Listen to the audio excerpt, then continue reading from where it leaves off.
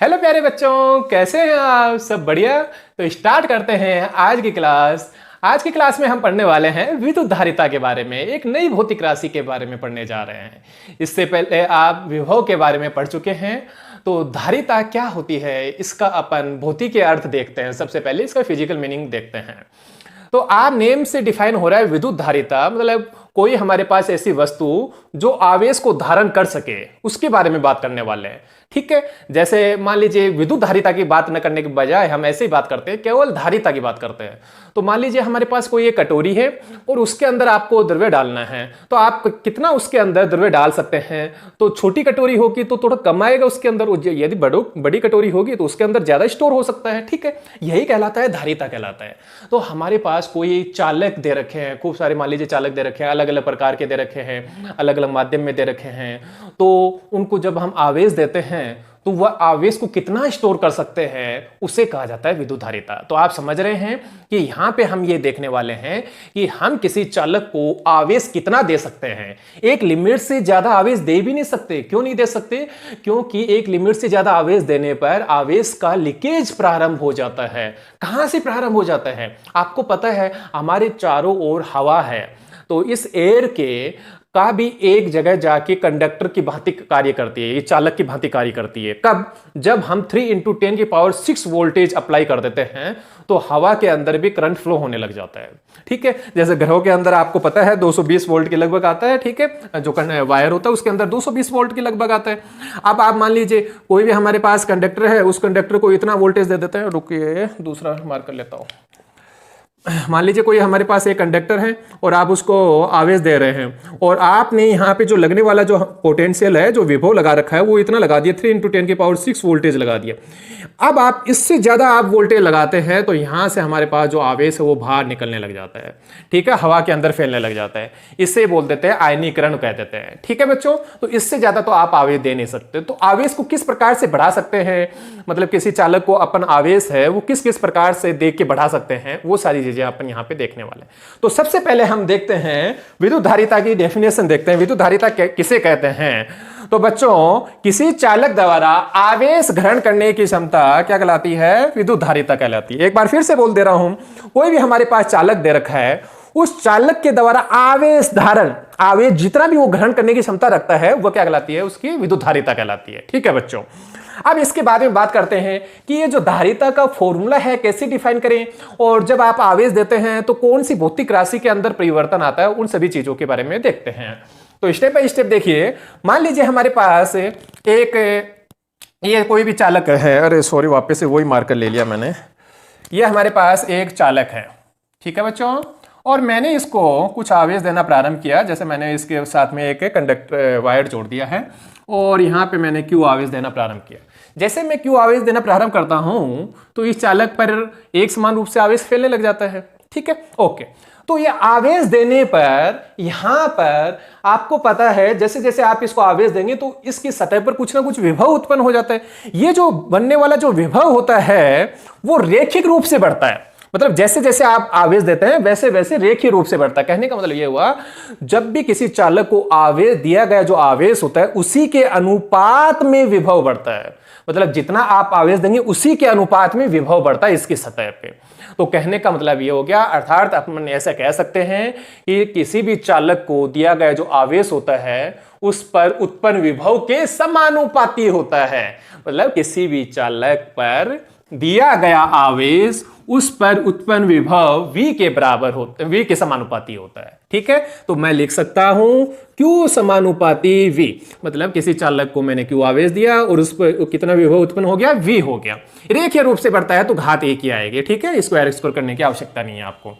समानुपाती का चिन्ह हटाते हैं तो समानुपाती का चिन्ह हटाने पर एक समानुपाती नियतांक आ जाता है जिसे हम कहते हैं C कहते हैं। यहां पे एक समानुपाती नियतांक, ये जो C होता है इसे ही विद्युत धारिता कहा जाता है।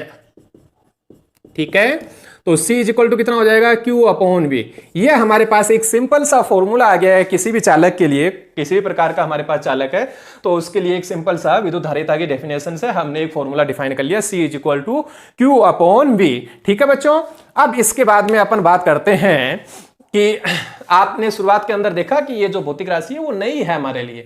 नई है तो हम ऐसे बात करते हैं, पहले तो ये अदिश होगी या सदिश होगी, मात्रक क्या होगा, विमा क्या होगी, सभी चीजों के बारे में बात करने वाले हैं। स्टेप बाय स्टेप देखते जाइए। ओके, आपको मैं यहां पे एक बात और समझाना चाहता हूं कि जैसे आपने आवेश दिया तो विभव क्यों बढ़ जाता है, कारण क्या है इसका। इसका कारण यह है, जैसे मान लीजिए आपने फर्स्ट आवेश दिया, तो फर्स्ट आवेश आया तो वो तो इजीली आके आराम से बैठ गया, यहां पे कोई दिक्कत नहीं है। मान लीजिए Q1 आवेश आके बैठ गया, ठीक है, कोई दिक्कत नहीं है क्योंकि उसका तो कोई विरोध करने वाला था ही नहीं। लेकिन जैसे ही आप सेकंड आवेश को देते हैं तो Q1 आवेश क्या करता है, इसका विरोध करता है, प्रतिकर्षण का बल लगाता है। तो आप क्या करते हैं, इस प्रतिकर्षण के बल के विरुद्ध कार्य करते हैं।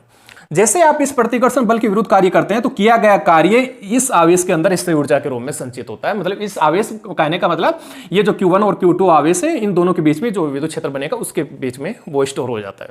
ठीक है, ओके।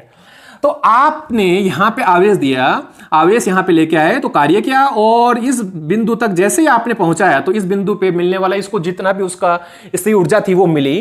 तो वो स्थिर ऊर्जा कितनी मिलेगी, ये जितना अपोज करेगा यहां तक, ठीक है, जितना इसका विरोध करेगा, जितना इसका विरोध करेगा तो यहां का जो विभव होगा इसके कारण वो इसको प्राप्त हो जाएगा।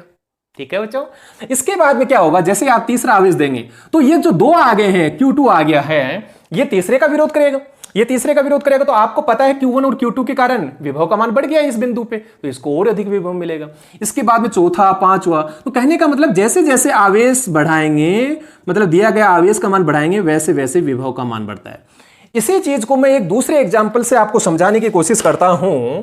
जैसे आप देखते हैं, ये मेरे पास कोई मान लीजिए एक बीकर है, पात्र दे रखा है, ठीक है, और इसके अंदर यहां पे ये मैंने यहां पे एक छिद्र कर रखा है और यहां से मैं कुछ इसके अंदर जल डाल रहा हूं। जैसे जैसे जल डाल रहा हूं, अब आप यहां पे देख रहे हैं कि यहां पे इस जल का स्तर बढ़ाना है, मतलब इसकी हाइट बढ़ानी है, तो आपको यहां पे कुछ कार्य करना पड़ेगा, फोर्स अप्लाई करना पड़ेगा, तभी तो जल अंदर जाएगा, वरना तो जाएगा ही नहीं। ठीक है, नहीं जाएगा तो आप यहां पे कार्य करेंगे तो ये जल अंदर जाएगा। जल किसके विरुद्ध कार्य करेंगे, गुरुत्वाकर्षण बल के विरुद्ध कार्य करेंगे। तो गुरुत्वाकर्षण बल के विरुद्ध जैसे जैसे आप इसकी हाइट बढ़ाएंगे, और ज्यादा हाइट बढ़ाना चाहते हैं तो और ज्यादा कार्य करना पड़ेगा, मतलब हाइट बढ़ती जाएगी, ज्यादा कार्य मतलब स्थिर ऊर्जा का मान बढ़ जाना। स्थिर ऊर्जा का मान बढ़ेगा तो स्थिर ऊर्जा मतलब स्थिर ऊर्जा यहां तक आएंगे, इस बिंदु तक आएंगे या इससे ऊपर और बिंदु तक जाएंगे। तो जैसे जैसे आप बिंदु बढ़ाते जा रहे हैं, हाइट बढ़ाते जा रहे हैं, मतलब बिंदु की हाइट बढ़ाते जा रहे हैं, वैसे वैसे विभव का मान बढ़ता जा रहा है। ठीक है बच्चों, मतलब आप यहां तक वाटर फिल करते, इसके अंदर जल यहां तक फिल करते तो यहां तक की स्थिर ऊर्जा प्राप्त होती, यहां तक की किया तो यहां तक ही प्राप्त हुई। तो जैसे जैसे हाइट बढ़ी वैसे वैसे इसका विभव का मान बढ़ता गया। कई बच्चे ये सोचते होंगे, नहीं सर मैं तो जल यहां से नहीं यहां से डालूंगा। यहां से डालेंगे तब भी एक ही बात है। क्यों एक ही बात है, आप यहां से जल को लेके जाएंगे और यहां से जैसे मान लीजिए किसी भी चीज में आपने डाल रखा है तो यहां पे ऐसे ऊपर लेके जा रहे हैं, ऊपर लेके जा रहे हैं तो गुरुत्वाकर्षण बल के विरुद्ध कार्य कर रहे हैं, गुरुत्वाकर्षण बल के विरुद्ध कार्य कर रहे हैं तो वो किसके अंदर स्टोर हो गया, स्थिर ऊर्जा के अंदर। लेकिन सारा का सारा जल जैसे आप यहां पे डाल देते हैं इस पात्र के अंदर, तो यहां की जो इसके पास इस बिंदु का जो विभव होता है वो तो प्राप्त हो जाता है, उस जल को प्राप्त हो जाता है। लेकिन क्या होता है, ये जल धड़ा धड़ आके नीचे गिरता है, तो जो नीचे आता है उसका तो विभव कम हो जाता है और जो ऊपर की ओर स्टोर होता है उसका विभव ज्यादा रहता है, क्योंकि उसके पास तो वो एनर्जी रह ही गई जो हमने कार्य किया था। जैसे ही मान लीजिए आप जग लेके आए, जग सुनना सुनना लगे तो उस जग को लेके आए, तो जग में जैसे ही आपने यहां पे पानी डाला तो पानी डालने पर जो पानी पहले गिरा वो तो नीचे आ गया, तो नीचे आ गया, उसके पास जो एनर्जी थी वो तो रिलीज कर दी उसने और यहां पे आके टकराया। टकराने पे आपको पता है यहां का थोड़ा सा पेंदक गर्म हो जाता है, वो अपन सेंस नहीं कर पाते हैं उन चीजों को। ठीक है, ओके। लेकिन जैसे जैसे लेवल बढ़ता है, वो जो पानी होता है यहां पे स्टोर होता है, उसने कम एनर्जी रिलीज की, यहां वाला होता है उसने सबसे कम एनर्जी रिलीज की, तो उसकी तो एनर्जी है वो रहेगी ना उसके पास, तो उसकी एनर्जी रहेगी तो वहां का विभव है वो उसको प्राप्त हो जाता है। आप बात को समझ रहे हैं ना। तो जैसे जैसे आप इसके अंदर वाटर बढ़ाएंगे वैसे वैसे विभव का मान बढ़ता है। यदि आपने ये पात्र चौड़ा लिया होता, ऐसे चौड़ा लिया होता और इतना ही आप पानी डालते तो यहीं तक ही फैलता, यहीं तक ही फैलता, तो मतलब कहने का मतलब विभव का मान कम हो गया। तो आप इसका एरिया बढ़ा देते हैं तो विभव का मान कम हो सकता है। ठीक है, इसी प्रकार से हम यहां पे भी करने वाले हैं, आवेश वाले के अंदर भी करने वाले हैं, लेकिन पहले अपन इसके बारे में कुछ स्टडी करते हैं, बाद में बताएंगे आपको। ओके, अब बच्चों बात करते हैं, नई भौतिक राशि है तो इसकी जो मात्रक होंगे, विमा होंगे, उनके बारे में बात करते हैं। तो सी के बारे में बात कर रहे हैं विद्युत धारिता के बारे में। तो कैसी राशि होता है? अदिश राशि होता है। मैंने आपको अच्छी तरह से इसके जो फिजिकल मीन है उसके बारे में बता दिया है विद्युत धारिता के बारे में। विद्युत धारिता का मान किस पे डिपेंड करता है? विभव पे डिपेंड करता है। मतलब जैसे जैसे आप आवेश बढ़ाएंगे वैसे वैसे विभव का मान बढ़ता जाता है। ठीक है, जितना अधिक आवेश देंगे उतना ही विभव का मान बढ़ता जाता है। कौन सी चीजों से इसको कम कर सकते हैं वो अपन थोड़ा सा बाद में देखने वाले हैं। ओके, अदिश राशि क्यों है? आप यहाँ पे देख सकते हैं आवेश है वो भी अदिश राशि है, विभव है वो भी अदिश राशि है, तो टोटल क्या प्राप्त हो जाएगा? अदिश राशि प्राप्त हो जाएगा। और वैसे भी आप देख सकते हैं आवेश देंगे तो ऐसे तो है नहीं कि किस डायरेक्शन में जाके यहाँ पे स्टोर होगा, तो उसमें कोई डायरेक्शन बताने की आवश्यकता नहीं है। ओके बच्चों, इसके बाद में मात्रक की बात करते हैं। तो मात्रक क्या हो जाएगा? इसका मात्रक हो जाएगा, यहां पे आप देख सकते हैं इस फॉर्मूले से। देखिए ऊपर की साइड में तो क्या आ रहा है? क्यू। आवेश के लिए क्या हो जाता है? कूलाम, तो कूलाम सी। वी के लिए क्या हो जाता है? Volt V. ओके बच्चों, ओके। इसके अलावा एक हो जाता है फेरड, हो जाता है फेरड। इस पे जो फेरड थे, साइंटिस्ट थे, उन्होंने कार्य किया था, तो उन्हीं के नाम को इज्जत देने के लिए उन्हीं से डिफाइन कर दिया फेरड। तो साइंटिस्ट का नेम है तो आप सिंबल लिखेंगे तो कैपिटल एफ लिखेंगे। ठीक है, ओके। ये दो मात्रक आप याद रख सकते हैं। इसके बाद में बात करते हैं विमा की। बात करते हैं विमा कितनी होगी। ऊपर आवेश की विमा रखी। आवेश की विमा क्या होती है? M0 L0 T1 A1, ये आई होती है। ओके, विभव की विमा M1 L2 T-3 A-1। Okay, solve कीजिए। M1 -1 L-2 ऊपर चले जाएंगे, T-3 ऊपर जाएगा तो T4 A2। ये लीजिए, ये धारिता की विमा आ गई हमारे पास। ठीक है बच्चों, ओके। तो यहां तक की ये बेसिक बातें हैं वो कंप्लीट हो चुकी हैं। अब इसके बाद में अपन देखते हैं एक और अपन डेफिनेशन बनाना चाहें तो कैसे बना सकते हैं। मान लीजिए, माना V है, आपने इस चालक को इतना आवेश दिया जिससे इसका विभव कितना हो गया? 1 वोल्ट हो गया। मतलब माना चालक का जो V है, वोल्टेज है, वो कितना है? 1 वोल्ट। उस पर विभव कितना उत्पन्न हुआ? V वोल्ट, वो सॉरी 1 वोल्ट। तो C इज इक्वल टू कितना हो जाएगा? C इज इक्वल टू हो जाएगा Q। ओके, तो किसी चालक की धारिता उसको दिए गए उस आवेश के बराबर होती है जो उस पर 1 वोल्ट का विभव उत्पन्न कर दे। ठीक है बच्चों, मतलब आप और अच्छी डेफिनेशन बनाना चाहते हैं तो ये कह सकते हैं किसी चालक की धारिता उस आवेश के बराबर होती है, उस दिए गए आवेश के बारे में ऐसे लिखेंगे ज्यादा बेटर रहेगा, उस दिए गए आवेश के बराबर होती है जो उस चालक पर 1 वोल्ट विभव उत्पन्न कर दे। ठीक है बच्चों, ओके। अब इसके बाद में बात करते हैं 1 फेरेड की बात करते हैं। 1 फेरेड कितना होगा उसकी बात करते हैं।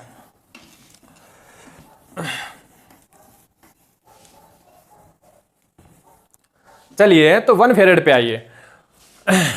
फॉर्मूला क्या है? C is equal to Q upon V, यही तो है फॉर्मूला। तो V इज इक्वल टू कितना हो जाएगा भैया? मान लेते हैं, माना V is equal to 1 volt और Q is equal to 1 coulomb. तो C इज इक्वल टू कितने आएंगे भैया? 1 फेरेड। ओके, मतलब 1 फेरेड की डेफिनेशन ये हुई, किसी चालक को 1 कूलाम आवेश देने पर उस पर उत्पन्न विभव 1 वोल्ट है तो उस चालक की धारिता 1 फेरेड होती है। समझ रहे हैं बात को? किसी चालक को 1 कूलाम आवेश देने पर उस पर उत्पन्न विभव 1 वोल्ट है तो उसकी धारिता कितनी होगी? 1 फेरेड होगी। ठीक है बच्चों, ओके। इसके बाद में बात करते हैं Q व V के मध्य ग्राफ भी देख लेते हैं। तो ये लीजिए, मैं ग्राफ बना देता हूं। इधर मैंने Q लिया, इधर V लिया। Q और V के मध्य ग्राफ बनाएंगे तो कैसी लाइन प्राप्त होगी? एक सीधी लाइन प्राप्त होगी, ऐसे समानुपाती तो है। ओके, मान लीजिए ये जो लाइन प्राप्त हुई है वो थीटा एंगल पे है। तो टेन थीटा की वैल्यू यहां पे निकालो। टेन थीटा किसको व्यक्त करता है बच्चों? ढाल को व्यक्त करता है। ये जो हमारे पास लाइन प्राप्त हुई है इसकी स्लोप को व्यक्त करता है, ढाल को। तो वो टेन थीटा से निकालते हैं। Tan theta is equal to क्या होता है? लाल बट्टा कक्का। तो लंब अपॉन क्या हो जाएगा? आधार। तो लंब तो ये हो गया यहाँ पे इस थीटा के लिए, और ये आधार हो गया। तो ये लंब किसको व्यक्त कर रहा है? क्यू को। यहां तो क्यू और ये भी, तो कितना हो गया formula? Q upon V. Q upon V किसका फॉर्मूला होता है? सी का। मतलब tan theta is equal to कितना हो गया? सी। मतलब कहने का मतलब ये हुआ, क्यू व वी के मध्य बनाया गया ग्राफ में जो सरल रेखा प्राप्त होती है वो किसको व्यक्त करती है? ढाल को व्यक्त करती है। वो सॉरी, उसकी जो ढाल है वो किसको व्यक्त करती है? धारिता को व्यक्त करती है। इसी प्रकार से V और Q के मध्य बनाए तब भी ऐसे लाइन प्राप्त होगी। मान लेते हैं ये अल्फा बोल देता हूं इसको, थीटा थीटा में कंफ्यूज हो जाएंगे। तो tan alpha is equal to कितना हो जाएगा, यहाँ पे आप डिफाइन करेंगे तो ये V होगा, ये Q होगा, V upon Q। V upon Q तो किसका फॉर्मूला नहीं होता, Q अपॉन V होता है, तो इसको पलटी मार दो तो 1 upon 10 alpha Q upon V। ये किसका फॉर्मूला होता है, C का, और ये किसका होता है, कोट अल्फा। ये लीजिए, ठीक है बच्चों। तो ये थोड़ा सा आपको ध्यान रखना है, कई बच्चे कंफ्यूज हो जाते हैं, Q और V के मध्य ग्राफ बनाते हैं तो ये tan theta equal to C कर देते हैं, ये थोड़ा सा आपको ध्यान रखना है, ठीक है, ओके। अब इसके बाद में बात करते हैं, कई जगह आप बुक के अंदर देखेंगे या कई न्यूमेरिकल्स के अंदर आप देखेंगे, वहां पे हमारे पास फेरेड नहीं लिखा होता है, माइक्रो फेरेड, पिको फेरेड ये लिखा होता है। उसका रीजन ये होता है कि जो फेरेड है वो हमारा बहुत बड़ा मात्रक है। बहुत बड़ा कितना, बहुत ही ज्यादा बड़ा मात्रक है। यदि आप पृथ्वी को चालक गोला मान लें, पृथ्वी को आप चालक गोला मान लें, ये पृथ्वी है, इसको आप चालक गोला मान लें और इसको आप आवेश देने लगे तो कितनी इसकी धारिता होगी, 711 माइक्रोफेरेड होती है, केवल इतनी।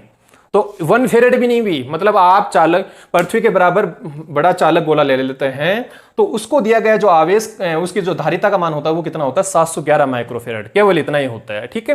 तो 1 फेरेड भी नहीं हुआ, इसलिए ये बहुत बड़ा मात्रक है। तो हम क्या करते हैं, माइक्रोफेरेड, पिकोफेरेड ये काम में ज्यादा लेते हैं, ठीक है बच्चों जी।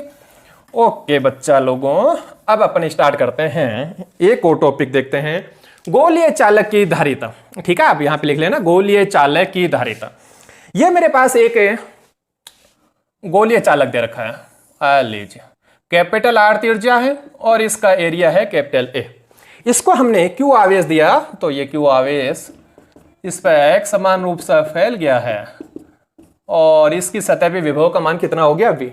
इस गोलीय चालक की धारिता का मान ज्ञात करना है तो हमारे पास फॉर्मूला होता है धारिता की परिभाषा से क्या होता है formula, C is equal to Q upon V, यही होता है फॉर्मूला। ओके, इक्वेशन नंबर 1, यहां पे Q तो कौन है, दिया गया आवेश, इसको V कौन है, देने पर इस चालक की सतह पर विभव का मान कितना हो गया। तो चालक की सतह पर विभव का फॉर्मूला क्या होता है, गोलीय चालक की सतह पर विभव का मान कितना होता है प्यारे बच्चों, V इज इक्वल टू, याद रखा करो, के क्यू अपॉन आर। यदि आप के को डिफाइन कर देते हैं तो 1 अपॉन 4 पाई एप्सिलॉन नॉट हो जाता है और क्यू अपॉन आर हो जाता है। 2 का मान 1 के अंदर रखने पर C इज इक्वल टू कितना हो जाएगा, Q upon 1 upon 4 pi epsilon naught Q upon R. Q से Q कैंसिल तो C इज इक्वल टू कितना बचा, 4 पाई एप्सिलॉन नॉट आर। ये हमारे पास आंसर आ गया।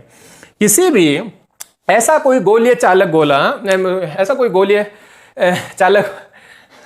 चालक जो निर्वात के अंदर रखा हुआ है तो उसकी धारिता का मान कितना होता है, 4 पाई एप्सिलॉन नॉट आर होता है। ठीक है, आप यहां पे फॉर्मूले से देख सकते हैं C है वो किस पे डिपेंड कर रहा है, आर पे डिपेंड कर रहा है, मतलब C समानुपाती आर। जितना बड़ा आप चालक गोला लेंगे उतनी धारिता का मान ज्यादा होगा। ओके, यदि आप के पदों में लिखना चाहते हैं तो कितना हो जाएगा बच्चों, आपको पता है के इज इक्वल टू कौन होते हैं, 1 अपॉन 4 पाई एप्सिलॉन नॉट होता है, लेकिन यहाँ पे तो 4 पाई एप्सिलॉन नॉट दे रखा है तो कितना हो जाएगा, C is equal to R upon K, ये फॉर्मूला हो जाएगा। यदि माध्यम में ये चालक गोला रखा हुआ है, किसी माध्यम में रखा हुआ है तो कितना हो जाएगा, इसको बोल देता हूँ CM बोल देता हूँ ताकि थोड़ा डिफरेंस लगे मीडियम के लिए। तो CM इज इक्वल टू कितना हो जाएगा, 4 पाई एप्सिलॉन M कर देता हूँ, ये लीजिए माध्यम की विद्युतशीलता। ओके ठीक है, तो CM इसको थोड़ा सा ओपन करें तो कितना हो जाता है, आप बहुत ही अच्छे प्यारे बच्चे हैं, आप जानते हैं epsilon R is equal to क्या होता है, epsilon M upon epsilon naught, first chapter के अंदर बहुत पढ़ा था हमने। तो इसका वैल्यू क्या हो जाता है, A हो जाता है गुरुजी, तो A लिख लीजिए फिर, ये लीजिए, ये किसके लिए आ गया हमारे पास, माध्यम के लिए आ गया। दोनों को आप कंपेयर करें, इक्वेशन नंबर 3 और 4 को आप कंपेयर करें कि मतलब माध्यम में मान ज्यादा है या निर्वात में ज्यादा है, तो मैं डिवाइड कर लेता हूं एक दूसरे को। ये मान लीजिए C नोड है, मतलब निर्वात, और ये CM, तो 4 pi epsilon not R, 4 pi epsilon not epsilon R capital R, ये लीजिए, R से R कैंसिल, 4 पाई से 4 पाई कैंसिल, एप्सिलॉन नॉट, तो कितना आ गया हमारे पास, CO upon CM is equal to 1 upon epsilon R। मतलब थोड़ा सा इसको उल्टा करके लिखिए, थोड़ा सही नहीं आ रहा है, तो CM upon C naught is equal to epsilon R, मतलब माध्यम का जो प्राविद्युतांक या प्राविद्युतांक या आपेक्षिक विद्युतशीलता बोलते हैं, तो माध्यम का प्राविद्युतांक किसी गोले, कोई जो भी चालक गोला है उसकी माध्यम में धारिता व निर्वात में धारिता के अनुपात के बराबर होता है। ठीक है, तो ये गोलीय चालक की धारिता का मान आ गया, निर्वात के अंदर आ गया, ये माध्यम में आ गया, कंपेयर करके देख लिया। तो आपने कंपेयर करके देखा तो यहां पे आप देख सकते हैं किसके अंदर ज्यादा आएगा, माध्यम के अंदर ज्यादा आएगा। ठीक है, ओके। इसके बाद में ये बात करते हैं कि जो धारिता है वो किस पे डिपेंड करती है और कैसे हम इस धारिता का मान बढ़ा सकते हैं। तो देखते हैं फर्स्ट पॉइंट। फर्स्ट पॉइंट है हमारा, जब हम चालक का एरिया बढ़ा देते हैं, चालक का क्षेत्रफल है वो आप इंक्रीज कर देते हैं, क्षेत्रफल बढ़ाने पर धारिता का मान बढ़ जाता है। कैसे, देखिए इधर आप जानते हैं अच्छी तरह से जो फॉर्मूला होता है धारिता के लिए, फॉर्मूला होता है वो क्या होता है, C = Q/V होता है। आप यहां से इस फॉर्मूले से पता लगा सकते हैं कि सर जी यदि मैं Q को कांस्टेंट रखता हूं, Q को कांस्टेंट रखना है, नियत रखना है, Q नहीं परिवर्तित करना है, जितना भी दे दिया उतना दे दिया बस, ठीक है।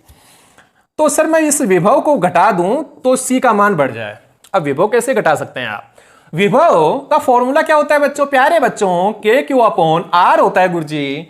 क्यू तो आप पहले से ही क्वेश्चन कर दिए, के पहले से ही है, तो सर आर को बदलिए, मतलब वी को क्या करना, आपको घटाना है, तो आर को क्या करिए, बढ़ाइए। मतलब रेडियस बढ़ने का मतलब क्या हो गया, उस चालक का एरिया बढ़ गया, और उस चालक का एरिया बढ़ने से हमारे पास विभव का मान कम होगा, विभव का कम होने से धारिता का मान बढ़ जाएगा। तो किसी को कोई डाउट? ओके, ये उसी प्रकार से है जैसे मैंने पहला आपको एग्जांपल बताया था, वहां पे मैंने क्या किया था, यहां पे मैंने इस प्रकार से एक पात्र लिया था, ठीक है, उसके अंदर जल मैंने स्टोर किया था वहां पे। इसी की जगह मैं एक बड़ा पात्र ले लेता हूं, आकार बढ़ा देता हूं और उतना ही जल डालता हूं, जैसे मान लीजिए इतना था, उसका लेवल क्या होगा, यहां तक का ही होगा, तो विभव कितना होगा, इतनी हाइट के बराबर, और इसमें इतनी हाइट के बराबर था। ठीक है बच्चों जी, ओके। अब तो एरिया बढ़ाने पर हम किसी दिया गया जो आवेश है उसको स्थिर रखकर विभव का मान कम करके धारिता का मान बढ़ा सकते हैं। इसके बाद में हम सेकंड है हमारे पास, जो हमारे पास चालक गोला दे रखा है उसकी चारों ओर का माध्यम परिवर्तित करते हैं, तब कितना हो जाता है, तो वो तो आप फॉर्मूला देख ही चुके हैं, 4πε0 यही तो आया था, और CO का मान कितना आया था, 4πε0 इन दोनों को आप कंपेयर करते हैं तो CM = कितना आएगा, εr × C0। और आप देख सकते हैं माध्यम की जो धारिता का मान है, माध्यम में धारिता का मान अधिक आ रहा है, कितना गुना अधिक आ रहा है, εr गुना अधिक आ रहा है। εr का मान कहां से कहां तक होता है, 1 to ∞ होता है, तो 1 से तो कम होना नहीं है, ठीक है, 1 से कम नहीं होना, तो यहां पे हमारे पास जो CM का मान प्राप्त होगा वो क्या होगा, ज्यादा ही प्राप्त होगा निर्वात के कंपेयर में। ठीक है, एक इस प्रकार से, एक है चालक के समीप हम कोई दूसरा अनावेशित चालक गोला लिया है, मतलब हमारे पास एक है, पहले से तो ये आवेशित है ही, और इसके पास में अनावेशित चालक गोला लाने पर आवेशित चालक गोले का विभव घट जाता है। ये जैसे चालक था और इसको आवेश दे दिया तो ये आवेशित हो गया, इसके पास में एक अनावेशित लेके आ गया। मान लीजिए अनावेशित लाने से पहले इसकी जो सतह है उस पर कितना वोल्टेज बन रहा है, 100 वोल्ट मान लेता हूं, मानना ओके। जैसे इसको पास में लाया तो इधर कौन सा आवेश प्रेरित हुआ, नेगेटिव, इधर कौन सा आवेश आएगा, पॉजिटिव, ऐसा ही होता है। ओके, प्रेरण वाले में देखिए फर्स्ट चैप्टर के अंदर। ओके, तो इस नेगेटिव आवेश की वजह से इसकी सतह पे कुछ विभव बनेगा, मान लेता हूं इसकी वजह से -30 बना, और ये जो प्लस वाला है ये भी कुछ विभव बनाएगा, लेकिन ये इससे कम बनाएगा, क्यों, इसलिए फॉर्मूला होता है V = KQ/R, यहां से इसकी जो दूरी है वो ज्यादा है और इससे दूरी थी वो कम थी, तो मान लेता हूं इसकी वजह से +20 बन रहा है।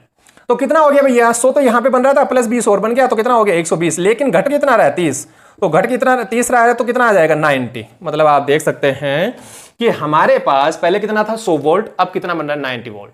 तो कहने का मतलब ये हुआ कि जब हम किसी आवेशित चालक गोले के पास में अनावेशित चालक गोला ले आते हैं तो आवेशित चालक गोले का विभव घट जाता है और उससे धारिता का मान बढ़ जाता है। ठीक है बच्चों, तो यहां तक पढ़ा हमने विद्युत धारिता के बारे में। अगली क्लास के अंदर इसी कंसेप्ट के द्वारा हम कैपेसिटर के बारे में पढ़ने वाले हैं, संधारित्र के बारे में पढ़ने वाले हैं। बहुत ही अच्छा टॉपिक है, तो अगली क्लास के अंदर पढ़ेंगे। Okay, bye bye.